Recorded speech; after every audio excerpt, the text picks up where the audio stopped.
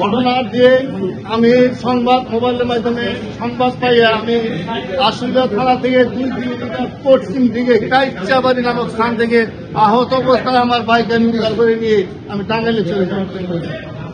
তারপরে ওই আংশিক সুস্থ হওয়ার পরে 8 তারিখ পুলিশ সুপার মহোদয় বরাবর তারা যোগদান করে পুলিশ সুপার মহোদয়ের কাছে তাকে ব্যবহৃত রিভলভার 10 রাউন্ড পুলিশ রিভলভারটি ওখানে জমা দেয়।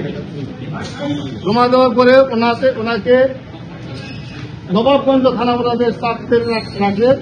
রাখার পরে কিশোরগঞ্জে বদলি করে দিলেন, কটিয়াতে পাকুন্দে থানায় ছিলেন। সেখানে আমরা ওই এলাকায় অনেক গেছি।